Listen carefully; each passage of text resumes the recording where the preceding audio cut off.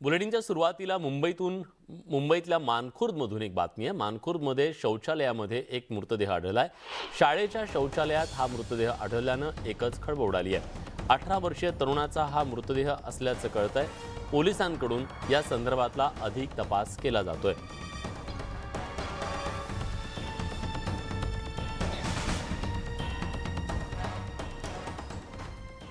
बघूयात बातम्यांचा वेगवान आढावा।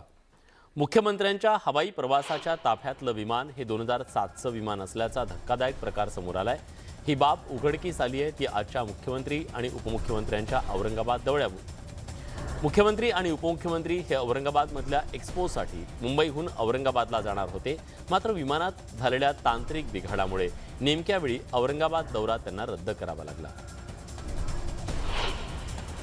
शरद पवारांना जाणता राजा म्हणायला काय अडचण आहे असा सवाल छगन भुजबळांनी उपस्थित केलाय, तर सत्ताधाऱ्यांनी या मुद्द्यावरून छगन भुजबळांवर तोफ टाकली आहे। कुणाला काय म्हणायचं ते म्हणा, जाणता राजा एकच शिवाजी महाराज असं फडणवीसांनी सुनावलं। गिरीश महाजनांनी विरोधी पक्षनेते अजित पवारांना प्रत्युत्तर दिलंय। 2 वर्षात पुन्हा राज्य ऑलिम्पिक स्पर्धा घेऊ तेव्हा तुम्ही विरोधी पक्षनेते म्हणून या, आपण मोठा कार्यक्रम करू असं मंत्री गिरीश महाजन म्हणाले। सगळे एकत्र आले की कार्यक्रम मोठा होतो। सरकारनं खेळासाठी निधी उपलब्ध करून द्यावा। आमच्या काळात मंजूर केलेली ऑलिम्पिक भवनची फाईल आता पडून आहे, त्याला मंजुरी देऊन आजच घोषणा करा असं वक्तव्य अजित पवारांनी केलं। मे महिन्यात स्थानिक स्वराज्य संस्थांच्या निवडणुका लागू शकतात असं सुतोवाच शरद पवारांनी केलंय। कार्यकर्त्यांच्या बैठकीत पवारांनी हे विधान केलंय, त्यामुळे पवारांनी पक्ष कार्यकर्त्यांना आत्तापासून कामाला लागण्याचे आदेश दिले। मदारीच्या मागे गल्लीतून 200 लोक फिरतात तशी गत राहुल गांधींच्या भारत जोडो यात्रेची झाली आहे अशी टीका केंद्रीय गृहराज्यमंत्री अजय कुमार मिश्रा यांनी केली आहे।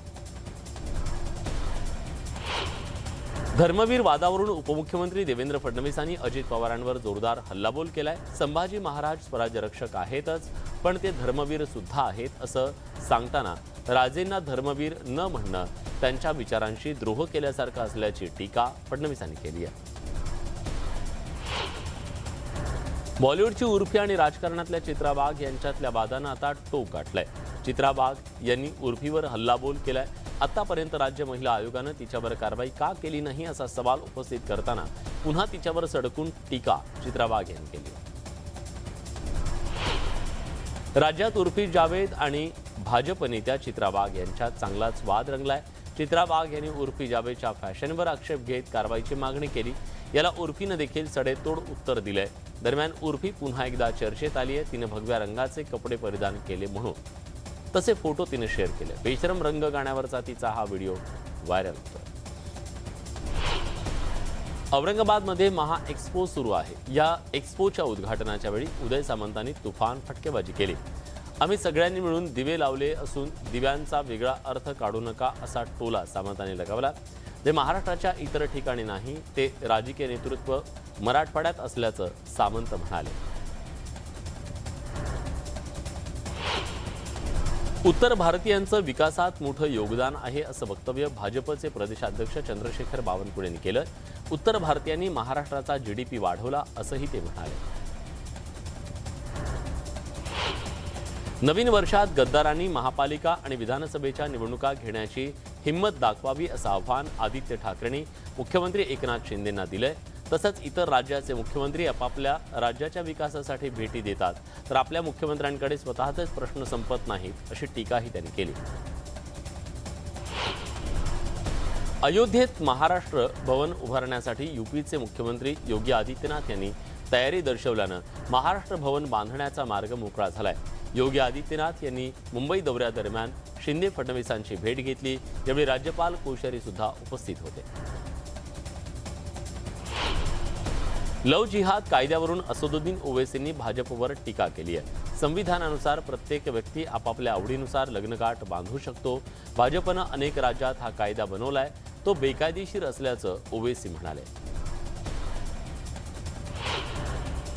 राष्ट्रवादी काँग्रेसच्या नेत्या विद्या चव्हाण यांनी राज्य सरकारवर टीका केली आहे। राज्य सरकार गुंडांची टोळी असल्याची टीका त्यांनी केली आहे। कामाख्या देवीला जाऊन अघोरीपणा चालतो, तसंच अजित पवार काम बघत नसल्याचं त्यांच्यावर टीका सुरू असल्याचं देखील चव्हाणांनी म्हटलंय. पुण्यात शरद पवारांनी तालुकानिहाय बैठक घेत कार्यकर्त्यांशी संवाद साधला. दरम्यान यावेळी कार्यकर्त्यांनी तालुक्यात सुप्रिया सुळेंऐवजी अजित पवार यांनी लक्ष घालावं अशी मागणी शरद पवारांकडे केली आहे. अरविंद सावंतांनी भाजप प्रदेशाध्यक्ष चंद्रशेखर बावनकुळे यांच्यावर टीका केली आहे. बावनकुळेंना दुसऱ्याच्या डोळ्यातलं कुसळ दिसतं, मात्र स्वतःच्या डोळ्यातलं मुसळ दिसत नसल्याचा टोला सावंतांनी लगावला. बावनकुळेंनी औरंगजेबाचा औरंगजेबजी असा उल्लेख केला. त्यावरून सावंतांनी बावनकुळेंवर टीकास्त्र सोडलं.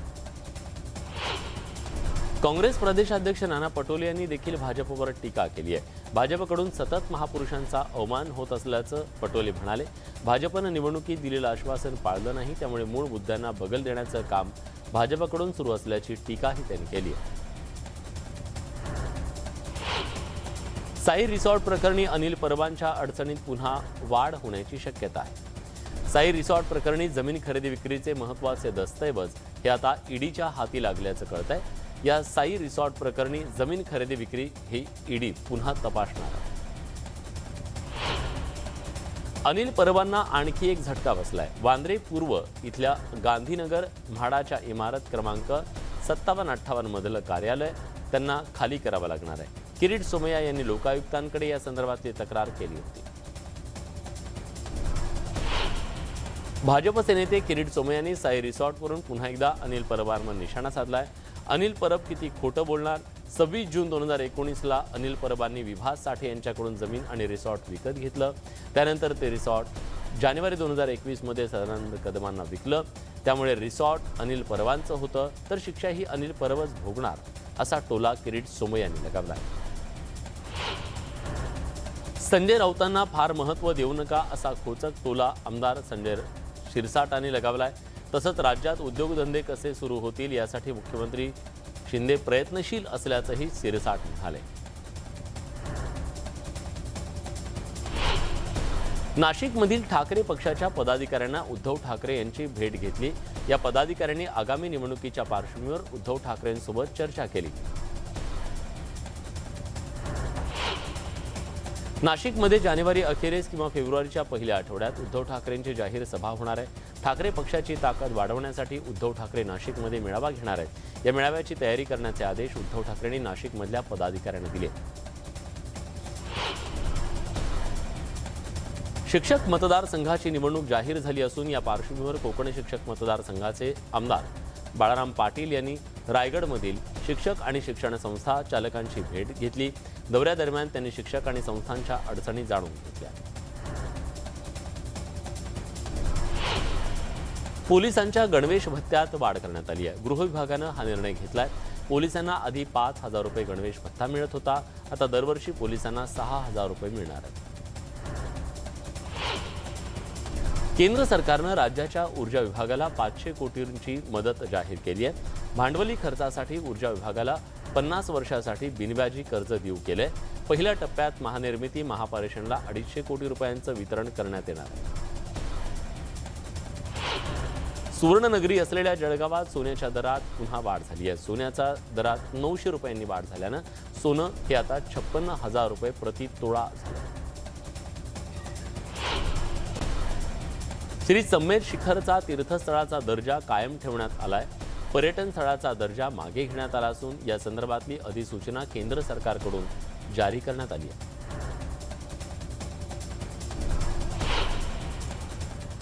पुन्हा एकदा वळूयात बातम्यांकडे. वेगवान आढावा. धुळे राज्य परिवहन विभागाकडून लवकरच जुन्या बसेस काढण्यात येणार आहेत. त्या जागी नवीन 100 बसेसचा समावेश करण्यात येणार आहे. वाहतूक शाखेचे महाव्यवस्थापक शिवाजी जगताप यांनी ही माहिती दिली आहे. गोंदिया जिल्ह्यातल्या नुकत्याच पार पडलेल्या ग्रामपंचायत निवडणुकीमध्ये सरपंच तसंच सदस्य म्हणून निवडून आलेल्या सदस्यांचा गोंदिया जिल्ह्याचे माजी पालकमंत्री राजकुमार बडोले यांच्या वतीनं सत्कार सोहळा आयोजित करण्यात आला. या सत्कार सोहळ्यात आदर्श सरपंच भास्करराव पेरे यांनी उपस्थितांना मार्गदर्शन केलं. बीड जिल्हा परिषदेमधील आंतरजिल्हा शिक्षक बदलीमध्ये बदलीसाठी बोगस अपंग प्रमाणपत्र दाखल केल्याच्या प्रकरणात बीड जिल्हा परिषदेनं 336 शिक्षकांची तपासणी केली. त्यात 235 शिक्षकांचं प्रमाणपत्र संशयास्पद असल्याचं उघड झालंय. या शिक्षकांना मेडिकल बोर्डाकडे फेर तपासणीसाठी पाठवण्यात येणार आहे. बीडच्या शिरूर तालुक्यातल्या खोकरमोहा जिल्हा परिषद शाळेतल्या शिक्षक दुपारच्या वेळी शाळा सोडून परत जात असल्यानं संतप्त झालेल्या ग्रामस्थांनी गावातल्या जिल्हा परिषद शाळेला टाळं ठोकलं. विद्यार्थ्यांनी आम्हाला शिक्षक द्या अशी मागणी करत रस्त्यावर ठिय्या मांडला. नांदेड जिल्हा परिषदेच्या प्राथमिक शिक्षण विभागाच्या अधिकारी सविता बिरगे यांच्या विरोधात फसवणुकीचा गुन्हा दाखल करण्यात आलाय. सविता बिरगे यांनी अधिकार नसताना एका संस्थेला इयत्ता 5वी ते 7वी पर्यंतच्या वर्गाला मान्यता दिली. या प्रकरणी शिक्षण विभागानं चौकशी केली. उजनी पाणी बचाव समितीनं उपमुख्यमंत्री देवेंद्र फडणवीसांची भेट घेतली आहे. लाकडी लिंबोडी योजनेची निविदा रद्द करण्यात यावी अशी मागणी समितीनं फडणवीसांकडे केली. उजनी धरणाचं पाणी बारामती आणि इंदापूर तालुक्याला वळवण्यात येणार आहे. दरम्यान ही निविदा त्वरित रद्द करण्याची मागणी करण्यात आली आहे. शालेय विद्यार्थ्यांची बस वेळेत सोडावी अशी मागणी घेऊन गेलेल्या भाजप नेते आनंद पाटील यांना डेपो मॅनेजर आणि कर्मचाऱ्यांनीच मारहाण केली आहे. बेळगावमध्ये ही घटना घडली आहे. शालेय विद्यार्थ्यांचं शैक्षणिक नुकसान होत असल्यानं त्यांनी डेपो मॅनेजरला फैलावर घेण्याचा प्रयत्न केला. मात्र उर्मट डेपो मॅनेजरनं कर्मचाऱ्यांना सोबत घेत त्यांनाच मारहाण केली. बुलढाण्यातल्या लोणार सरोवराच्या पाणी पातळीत अचानक वाढ झाली आहे. लोणार सरोवरामध्ये 5 ते 10 फुटापर्यंत पाणी पातळी वाढली आहे. त्यामुळे लोणार सरोवर परिसरातील अनेक मंदिरं पाण्याखाली गेली आहेत. नदीकाठच्या गावातील नागरिकांना नदी साक्षर बनवण्यासह पूर, नदीचं प्रदूषण रोखून उपाययोजना आखण्याच्या उद्देशानं लातूर जिल्ह्यात चला जाणूया नदीला या उपक्रमांतर्गत मांजरा नदी जलसंवाद यात्रेचं आयोजन करण्यात येणार आहे. या यात्रेत सारसा येथून 11 जानेवारी रोजी सुरुवात होणार आहे. परवानगीशिवाय आत येऊ नये अशा सूचनेच्या पाट्या सर्व सरकारी कार्यालयात बघायला मिळतील.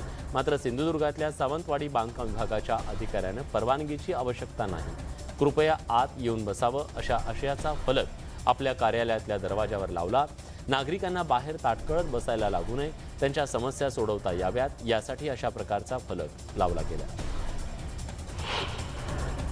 जसं मुख्यमंत्री आणि पंतप्रधान यांचा शपथविधी सोहळा असतो, अगदी तसंच सांगलीच्या तासगाव तालुक्यातल्या वंजारवाडीमध्ये चक्क सरपंच पदाच्या शपथविधीचा अनोखा सोहळा पार पडला. या सोहळ्यासाठी ग्रामपंचायत सदस्य, निर्णय अधिकारी आणि गावातील ग्रामस्थ, महिला मोठ्या संख्येनं उपस्थित होत्या. नांदेडमधल्या कंधारमध्ये मुख्य रस्त्यावर घाणीचं साम्राज्य पसरलंय. मुख्य रस्त्यावरच्या चिकन विक्रेते घाण आणि कचरा रस्त्याच्या कडेला फेकत असल्यानं सर्वत्र दुर्गंधी पसरली आहे. नगर परिषदेकडे अनेक वेळा तक्रारी करून सुद्धा कारवाई केली जात नसल्यानं नागरिक हतबल झाले.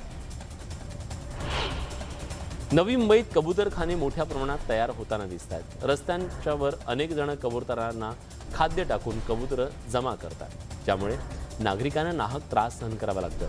कबूतरखाने बंद व्हावेत म्हणून अनेक नागरिकांच्या तक्रारी प्राप्त झाल्या, पण पालिकेनं अजून काहीच उपाययोजना केलेली नाहीये. हिंगोलीत मागील 3 ते 4 दिवसांपासून ढगाळ वातावरण आहे. या ढगाळ वातावरणाचा फटका हरभरा पिकाला बसलाय. काही ठिकाणी पिकावर अळीचा प्रादुर्भाव झालाय, तर काही ठिकाणी बुरशीमुळे हरभरा सुकून गेलाय. जळगाव जिल्ह्यात रब्बी पिकांवर रोगाचा प्रादुर्भाव पाहायला मिळतोय. ढगाळ वातावरण आणि हवेतल्या गारठ्यामुळे गहू, हरभऱ्यावर रोग पसरल्याचं शेतकरी चिंतेत आहे.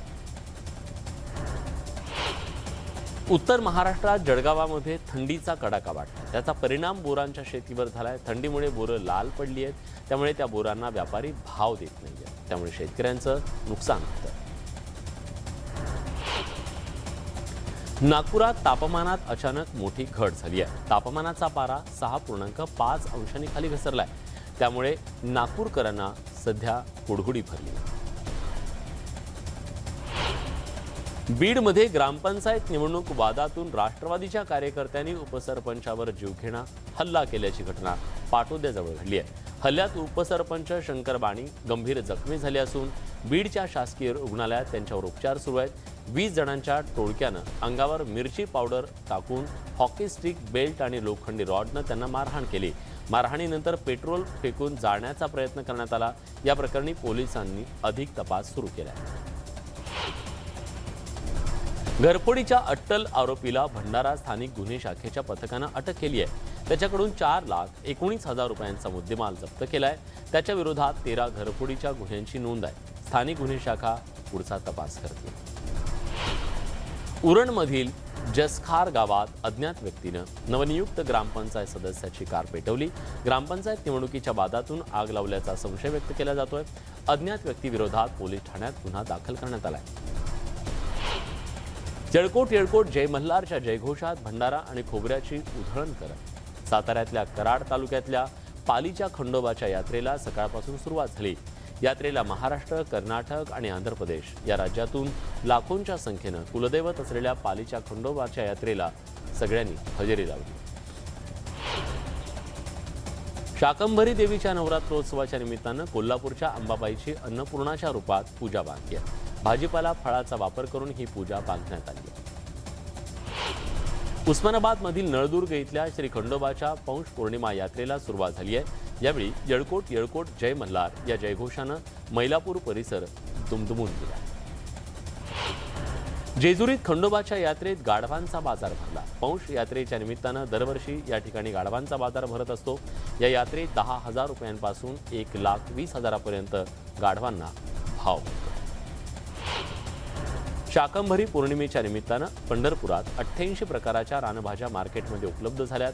40 प्रकारच्या फळभाज्या आणि 48 प्रकारच्या भाज्या लातूर, सोलापूर इथून पंढरपूरच्या बाजारात उपलब्ध झाल्या. सांगलीच्या शिराळा तालुक्यातल्या टाकवे इथं ऊसाच्या शेतात 3 बिबट्यांची पिल्लं आढळून आली. यानंतर वन विभागानं पिल्ले ताब्यात घेऊन नैसर्गिक अधिवासात सोडून दिली. ही पिल्लं त्यांच्या आईपाशी सुखरूप पोहोचली आहेत. नांदेड जिल्ह्यातल्या नायगाव तालुक्यातल्या बरवडा शिवारामध्ये वानरांच्या टोळीनं शेतकरी त्रस्त झालेत. वानरांच्या टोळ्या हरभरा खाऊन पिकाची नासाडी करतात. त्यामुळे वन विभागानं या वानरांचा बंदोबस्त करण्याची मागणी शेतकऱ्यांकडून केली जाते. जम्मू आणि काश्मीरच्या पोलिसांच्या राज्य तपास युनिटनं कुपवाडा जिल्ह्यातल्या अनेक ठिकाणी दहशतवादी कारवायांसंदर्भातल्या एका प्रकरणाच्या संदर्भात छापे टाकले. यावेळी त्यांनी विचारपूस करत घरातील सामानाची छाननी केली. उत्तर प्रदेशचे मुख्यमंत्री योगी आदित्यनाथ यांनी मुंबईतल्या हॉटेल ताजमध्ये रिलायन्स इंडस्ट्रीजचे अध्यक्ष आणि व्यवस्थापकीय संचालक मुकेश अंबानी यांची भेट घेतली. यावेळी वेगवेगळ्या विषयावर यांच्या चर्चा झाली. पुण्यात शिवछत्रपती क्रीडा संकुलात सुरू असलेल्या महाराष्ट्र राज्य ऑलिम्पिक क्रीडा स्पर्धेत कोल्हापूरची नेमबाज अनुष्का पाटीलनं 50 मीटर फ्री पिस्टल गटात कांस्य पदक पटकावलंय. अनुष्कानं 50 मीटर फ्री पिस्टल गटात 600 पैकी 519 गुण प्राप्त करत राज्य ऑलिम्पिक स्पर्धेत वैयक्तिक कांस्य पदक पटकावलंय. आंतरराष्ट्रीय क्रिकेट परिषदेनं अर्थात आयसीसीनं T20 आंतरराष्ट्रीय फलंदाजांची ताजी क्रमवारी जाहीर केली. टीम इंडियाचा फलंदाज सूर्यकुमार यादव आयसीसीनं जारी केलेल्या T20 क्रमवारीत अव्वल स्थानावर कायम आहे. याशिवाय हार्दिक पांड्यानं T20 अष्टपैलूच्या यादीत 3रं स्थान पटकावलंय. जान्हवी कपूर तिचा कथित बॉयफ्रेंड शिखर पहाडियासोबत पुन्हा एकदा स्पॉट झाली आहे. रिया कपूरच्या बर्थडे पार्टीनंतर हे दोघे कारमध्ये जाताना दिसले. यावेळी कॅमेऱ्यासमोर जान्हवी ब्लश करताना दिसले. दरम्यान त्यांचा हा व्हिडिओ सोशल मीडियावर व्हायरल होतो. बॉलिवूडचा चॉकलेट बॉय रणबीर कपूर आज एका प्रोडक्शन हाऊस बाहेर दिसला. यावेळी रणबीरच्या मोबाईलचा वॉलपेपर कॅमेऱ्यात कैद झाला. रणबीरच्या मोबाईल वॉलपेपरवर आलिया आणि राहा नसून दिवंगत ऋषी कपूर यांचा फोटो असल्याचं समोर आलं. मलायका अरोरा तिच्या लुककडे विशेष लक्ष देते आणि सोशल मीडियावर सुद्धा खूप सक्रिय असते. मलायकानं या फोटोत ज्या पद्धतीने पोस्ट दिल्यात ते पाहून सगळे थक्क झाले. तिच्या या पोस्टवर चाहत्यांनी वेगवेगळ्या प्रतिक्रिया दिल्या. अभिनेत्री करिश्मा तन्ना तिच्या अभिनयाबरोबरच तिच्या फिटनेससाठी सुद्धा ओळखली जाते. करिश्मानं वर्कआउट करतानाचे व्हिडिओ शेअर केले. यात ती फिटनेसवर जास्त मेहनत घेताना दिसते. स्वतःला रोज पुश करा असं कॅप्शन तिनं व्हिडिओला दिलं. अभिनेत्री प्रार्थना बेहरेचा आज वाढदिवस आहे. चाहत्यांनी सोशल मीडियावर प्रार्थनाला वाढदिवसाच्या शुभेच्छा दिल्या. या सगळ्या बातम्यांसोबत मुलुख महाराष्ट्र सुपरफास्ट या बुलेटिनमध्ये आपण इथेच थांबतोय. ताज्या घडामोडींसाठी बघत रहा न्यूज 18 लोकमत.